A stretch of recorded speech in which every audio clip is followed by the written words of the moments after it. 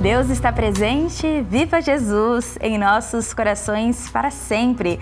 A nossa saudação para você que escolhe a Super Rede Boa Vontade de Comunicação como um guia que nos apresenta o Evangelho e o Apocalipse do Cristo de Deus, nos auxiliando a compreender todos os assuntos da nossa vida em sociedade.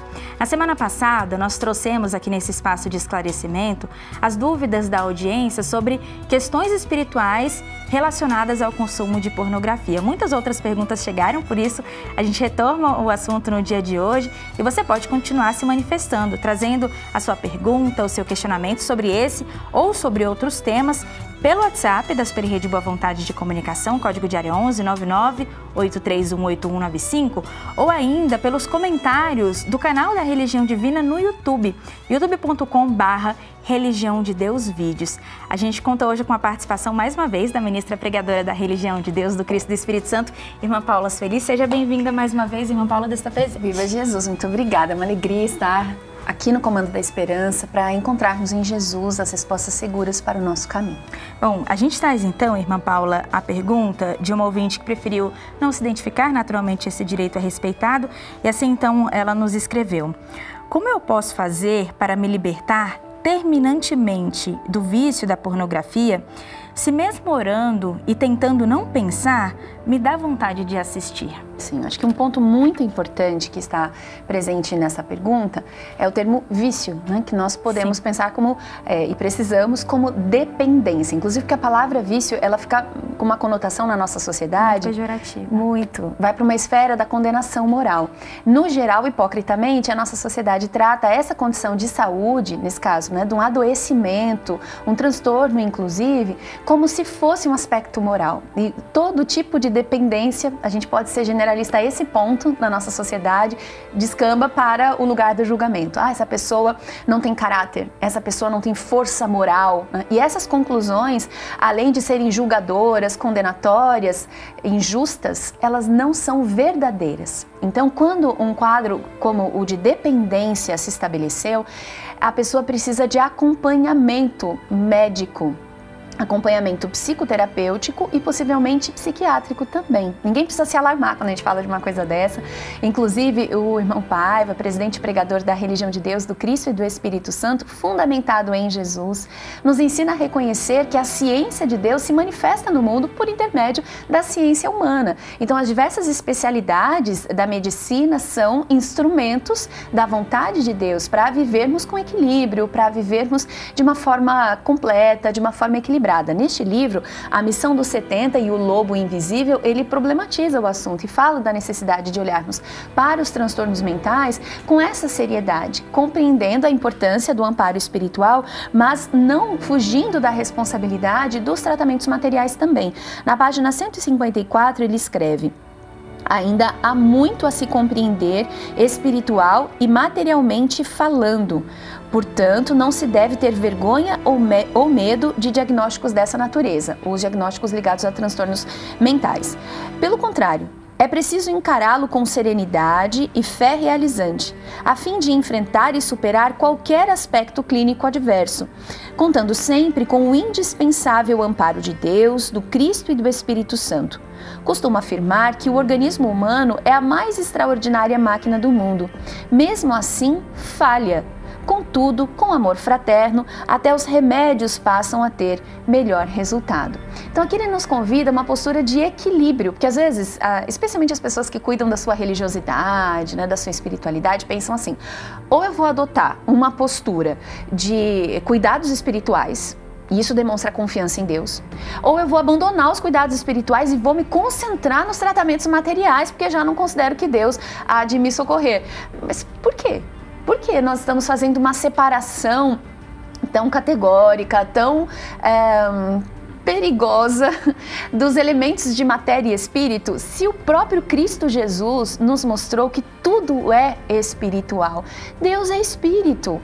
Deus é a criação de todas as coisas. Então essas coisas que parecem muito materiais, tipo essa cadeira em que a gente está sentado, ou o corpo que a gente ocupa, tudo isso é espiritual também. Essa dissociação não deve ser feita. Jesus nunca separou a vida material da vida espiritual. Inclusive Jesus pregava na casa das pessoas, pelas ruas, né, nos ambientes que a gente tem muitas vezes por ambientes da matéria, das questões materiais. Ele não pregou apenas nos templos, nos lugares de devoção espiritual. Então ele está conectando as nossas diversas partes. E aí nós vamos ao caso específico dessa pessoa que não se identificou e que traz o drama de muita gente, né? O que fazer? Porque muitas vezes, gente, especialmente quando a dependência já se estabeleceu, não é mais uma questão de vontade, né? Eu quero muito rever essa disposição, eu não quero mais ter esse comportamento, mas agora é necessário um acompanhamento mais amplo. E ele começa nos cuidados espirituais. Aqui está a religião de Deus, do Cristo e do Espírito Santo à sua disposição. Você será recebida, recebido, sem julgamentos, com o acolhimento que toda criatura de Deus merece, para ter esse amparo espiritual, para trabalhar o seu fortalecimento íntimo. Mas num quadro de dependência, que é um quadro que caracteriza um adoecimento que está em outras esferas, com repercussões, como nós vemos o especialista falando há pouco, né? Sim. Repercussões cerebrais, repercussões que vão impactar, por exemplo, a produção e a liberação de neurotransmissores. A gente está falando de algo que é espiritual, mas se manifesta no nosso físico, né?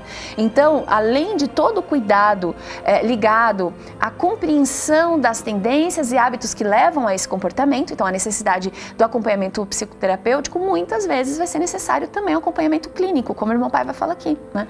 Um médico especialista nas questões da mente é o psiquiatra, que vai dizer, olha, talvez seja o caso de tratar outros elementos que estão ligados a essa compulsão, né? E aí a gente vê, você falava na abertura e a gente ouviu o especialista falando sobre isso também, quadros de depressão, quadros de ansiedade que muitas vezes estão associados à dependência de pornografia. Então é importante a gente entender que é uma abordagem inter ou multidisciplinar que precisa acontecer, porque esse é um contexto multifatorial. Ninguém está com esse comportamento ou chega à dependência só por um motivo, né? Por causa de um fator. Muitos são os fatores a serem considerados.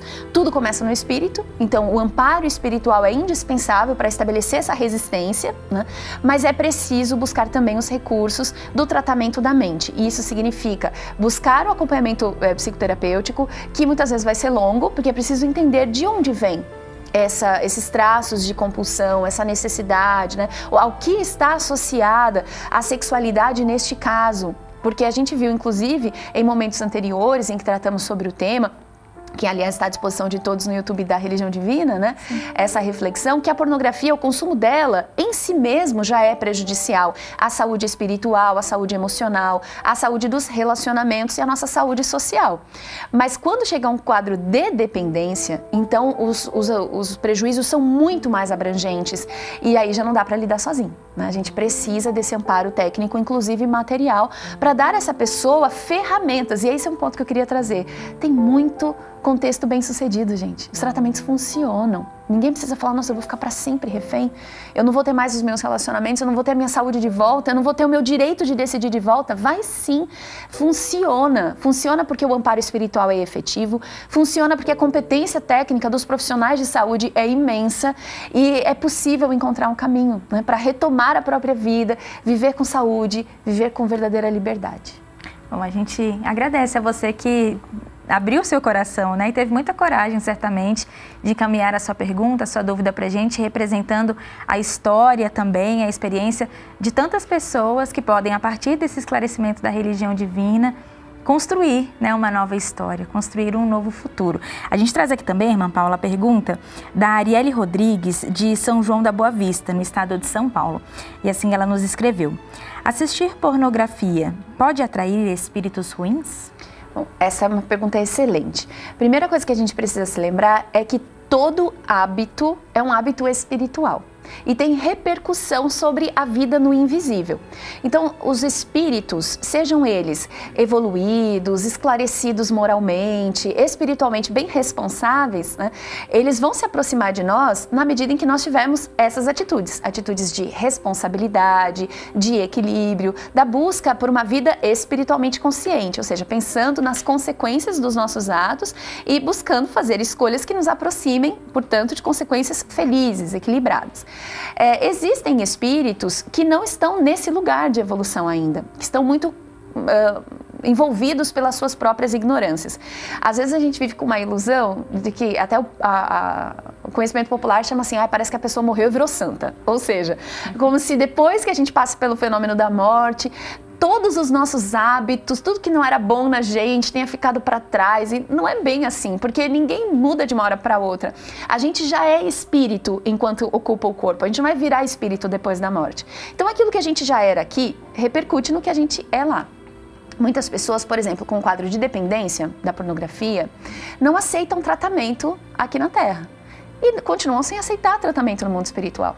E acabam consumidas por esse quadro, né? Toda a dependência vai apresentar quadros de abstinência, de intensos sofrimentos, então a pessoa fica desesperada para tentar reproduzir as sensações que ela inicialmente vivia quando iniciou o quadro de dependência. Então isso espiritualmente também acontece, né? Então se há aproximação espiritual e essa aproximação nem sempre se dará por espíritos esclarecidos, muitas vezes por espíritos não esclarecidos, a gente tem que entender o que estabelece a diferença dessa qualidade de aproximação. E é justamente a qualidade das nossas atitudes, porque eles se aproximam por afinidade. Então, em todos os nossos hábitos será assim. Nós aproximaremos da nossa vida espíritos que têm afinidade com os nossos hábitos.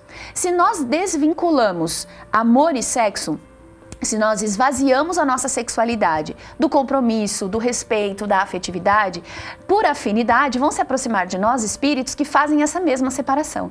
O problema é que esses espíritos, eles não têm o equilíbrio que seria necessário, que seria desejável para nos acompanhar. Então, os quadros que geralmente se apresentam quando nós permitimos a aproximação espiritual inferior ou a aproximação espiritual ignorante são quadros de exploração espiritual. É muito comum a gente ouvir, por exemplo, o termo obsessores para falar sobre essas companhias espirituais. Por quê? São espíritos que não estão ainda esclarecidos e eles não vão respeitar a nossa liberdade de escolha. E nessa aproximação vão tentar nos manipular para atender os seus próprios interesses. Nesse caso, muitas vezes os interesses ligados à abstinência, né, por conta de uma visão distorcida e até adoecida da sua própria sexualidade. Aqui no livro A Missão dos 70 e o Lobo Invisível, nós aprendemos muito sobre isso. Inclusive, na página 201, o irmão Paiva publica a palavra do Dr. Bezerra de Menezes no seu livro Dramas da Obsessão, pela psicografia da irmã Ivone do Amaral Pereira, e ele fala sobre os obsessores, né? Então, o irmão Paiva diz assim: voltou o Dr. Bezerra a interpelá-lo, né, falar sobre, com um amigo espiritual, sobre os obsessores, né, vítimas num passado distante, mas agora transformados em lobos invisíveis. E esse é um ponto importante. Às vezes a gente pensa assim, o espírito obsessor é uma pessoa muito má. Mas, no geral, são pessoas que estão vivendo consequências de sofrimentos e que não conseguiram se livrar daqueles sofrimentos. O intuito do nobre médico, diz o irmão Paiva, é o de que todos os que tomarem conhecimento de tais revelações aprendam por fim a defender-se. Então, o que ele diz? E como se apresentam estes, né, esses espíritos perseguidores? Odientos, vingativos, sofredores que destilam o vírus mental e vibratório contundente sem saberem o que fazem? Afeiçoados às vítimas por simples afinidades de caráter ou índole? Então tudo isso pode ser. Podem ser espíritos que têm ódio, raiva daqueles que se aproximam deles. Podem ser sofredores que vão se aproximando daqueles que têm um comportamento semelhante. Ou até podem ser pessoas, né, espíritos ignorantes, que se afeiçoam às suas vítimas por afinidade de caráter ou índole. Pois sabemos, e esse é o ponto indispensável para a nossa conversa aqui hoje, que até mesmo um sentimento de amor ou paixão mal orientado ocasionará desastres como esses. Então, respondendo de forma objetiva, sim, espíritos inferiores podem se associar à nossa vida se temos esse tipo de consumo, né? Porque a pornografia faz uma associação desvinculada do amor, muitas vezes associada à violência, à objetificação, né, das pessoas. E aí o alerta do irmão Paiva: atenção, irmãs e irmãos de todos os setores da terra e moças e moços de todas as idades. Esse importante alertamento deve ser absorvido por nós. Não sejamos distraídos. Perdida a boa oportunidade outorgada pelo poder de Deus, a vez de reconquistá-la fica mais difícil. Não convém provocar o sofrimento. Então ele está dizendo, cuidemos cuidemos da nossa espiritualidade. E veja que cuidar da espiritualidade tem a ver com oração, tem a ver com equilíbrio espiritual, mas também se manifesta das nossas escolhas da vida, mesmo material, concreto. Aquilo que nós consumimos, que nós trazemos como um conteúdo de grande importância para a nossa vida, vai gerar associações com espíritos, né? Quais espíritos?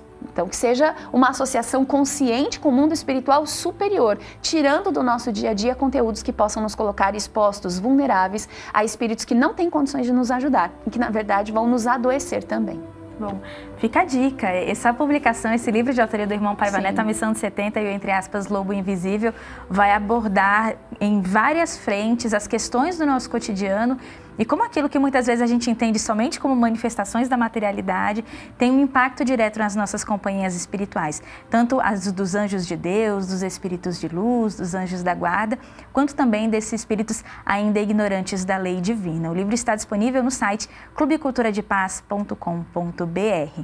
Bom, a gente agradece a participação da ministra pregadora da Religião Divina, irmã Paula Sueli. Seja muito bem-vinda sempre e obrigada por estar presente. Eu que agradeço a oportunidade. Viva Jesus em nossos corações para sempre. E esse espaço de esclarecimento da religião do terceiro milênio está sempre à sua disposição. Mande a sua dúvida, a sua pergunta, o assunto que você quer acompanhar pelo WhatsApp, código de área 11 998318195 ou nos comentários do youtube.com/Religião de Deus Vídeos. Deus está presente, viva Jesus em nossos corações para sempre.